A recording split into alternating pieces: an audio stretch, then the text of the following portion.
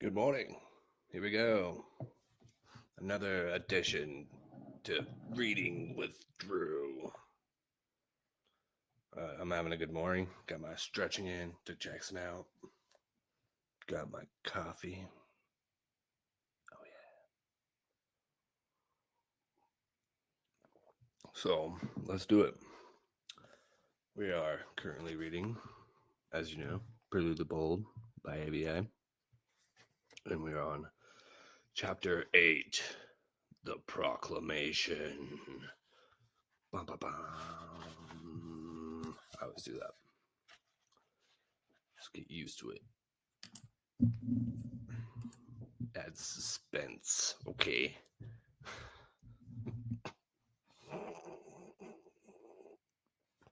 Alright. Let's do it. So, from the last chapter, Perloo got anointed the Grandmaster of the Bunny Rabbits, or the Monomers. So, let's see what happens. Because Berwig was about to bust through the door. So, we'll see what happens. Perloo! Alright, here we go. Now, thoroughly frightened. Hold on. Can't read with those on. It's like an echo. Now thoroughly frightened, Perloo turned to face the door. "Let me in," Berwick demanded. "Hurry," Jolene urged. "I must use the proclamation." Lucabara hopped up to a burning candle, put the tip of a marking stick into the flame, charred it black, then jumped back and offered it to Jolene. "Open the door," Berwick cried. "Immediately." "Keep him out," Jolene whispered. Perloo, too rattled to think, was standing with his mouth agape. Jolene's order startled him into action. He hopped forward, only to trip over his own feet and go crashing against the door, fortunately blocking it. "Treason!" Berwick shouted from outside. "Conspiracy! Save the grantor! My mother is in danger! Find Sinus! Break the door in!" Jolene took up the marking stick in her weak paws, and Lucabara spread the scroll so she could sign it. "Open up!" Berwick screamed. The door shook violently. Perloo struggled to his feet and pressed his paws against the door, even as he looked frantically back over his shoulder. "I don't have enough strength," Jolene whispered to Lucabara. "Guide my..." Lucabara, glancing at Perloo, leaned forward and placed one of her paws over Jolene's. With a loud snap, one of the door panels burst. Perloo tried to push it back, but could not.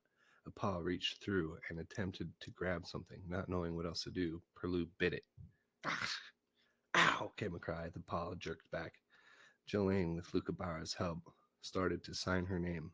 Halfway through the signature, the soot on the marking stick gave out. Lucabara leaped to put the tip into the flame again. As the banging and shoving on the door increased, a second panel split. This time, two paws reached in and groped. Perloo hopped away, searching for something, anything, to beat back the intruders. Finding nothing, he hopped into the side of the bed just in time to see Jolene complete the laborious process of writing her name. The signing had taken her remaining energy. With a murmur that was half sigh, half groan, she dropped the marking stick and fell back upon her pillows. "Lucabara," Jolene cried, letting forth with a long, thin squeak of a breath. It was as if a frail limb on an old tree was breaking. With a snap, the proclamation scroll rolled itself back up. A third panel on the door smashed open, many paws reaching in, trying to locate the latch that held the door shut. Lucabara looked across the bed at Perloo. "Jolene's dead," she whispered in awe. Perloo, who could think of nothing but escaping, peered through the smoky haze. There was the small doorway through which he and Lucabara had entered. "The clove!" he cried, and sprang forward. It would not open. Lucabara had locked it. Perloo spun him out. Lucabara, overcome with grief, had remained standing by the bed, staring at the dead grantor. In two hops, Perloo returned to her side, grabbed her arm, and began to drag her toward the clove door. "Unlock it!" he shouted. "The proclamation!" she cried.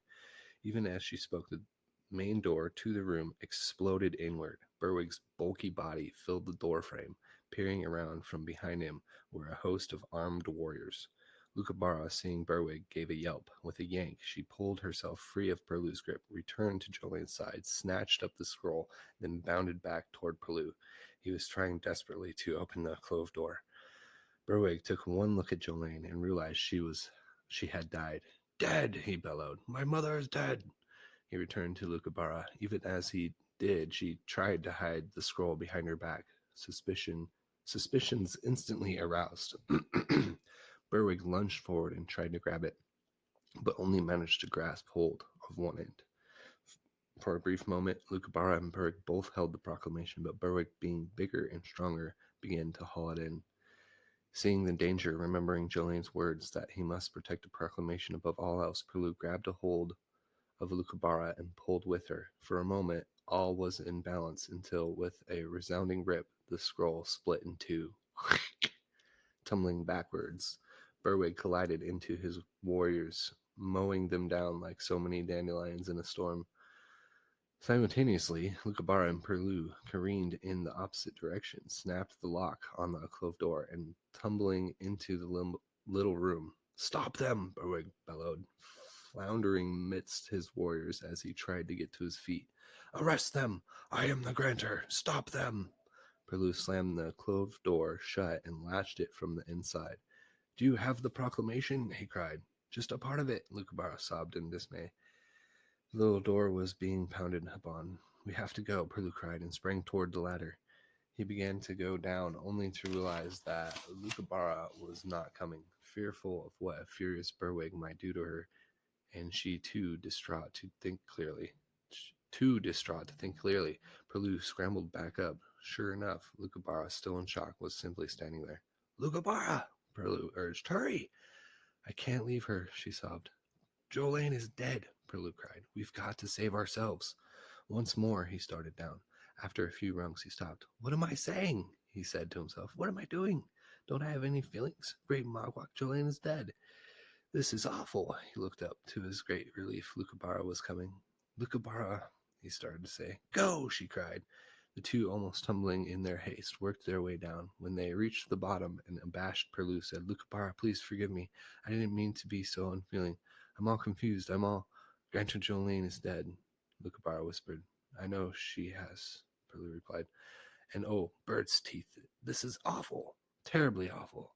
But we can't stay here. You're the new grantor, Lucabara said to him. No, Perloo yelped. I'm just Perloo. But they'll be after me anyway. I know they will. You have to help me get out of here. Lucabara held up the piece of proclamation that Jolene had signed. It's not even all here, she said. And it's showing it here. Whereas I, Grantor Jolene, in the noble line of Torn-Gerdy, come to the end of my life, and whereas I, Grantor Jolene, mountain tribe to go forward, freedom, and whereas my only cub, Berwig, on restoring old absolutist ways and take back the old grantor power, and whereas I, Grantor Jolene, by ancient law, to PR as grantor, I, Grantor Jolene, hereby proclaim my successor with all the grantor, with all the hope of preserve and enlarge Monomer, Joe.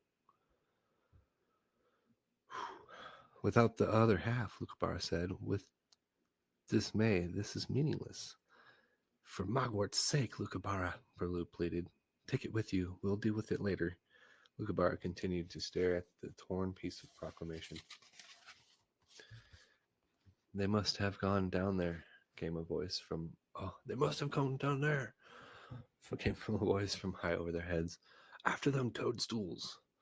There was a clatter as warriors started down the ladder. It was enough to jolt Lucabara from her shock. She blinked, wiggled her nose. The smell of pursuers was not only strong, but offensive. Stuffed the proclamation half into her smock and began to crawl through the small tunnel. Perloo scrambled after her. Chapow! Chapter 8. Proclamation ripped, yo. It ripped in half. You know, if I was Berwick, I'd just burn that other half, like right now. Then they'd have nothing and he'd be Grantor. Story over. But I'm sure maybe, I don't know. Let's see what happens in the next chapter of Perloo the Bold by ABI. But anyways, where's my bookmark?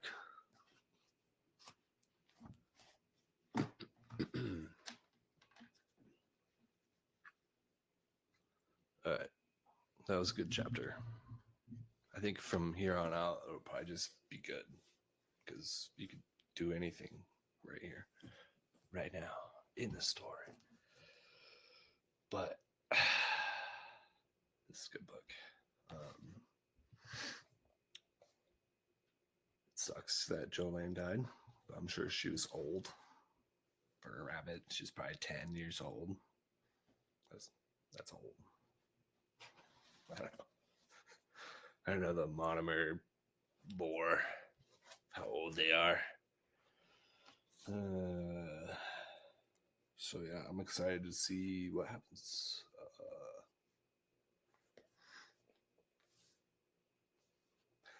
I'm gonna guess that Berwigs after them, and then Felbards come in somewhere. I know it. The wolf people.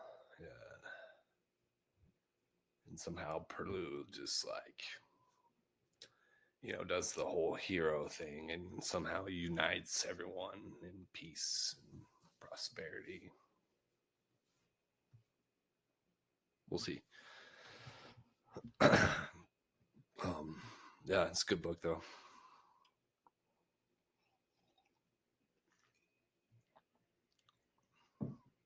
I can't wait to find out what happens. So I'm pretty sure they go somewhere else, of course. They have to escape Berwig and his minions of the army of the corruptedness of Sinius and all that. But I can't remember where they go. So I guess we'll find out. Anyways, everyone have a great day, and I'll see you on the next one, which will be Chapter 9. Berwig asks. He asks him a question. Berwig does.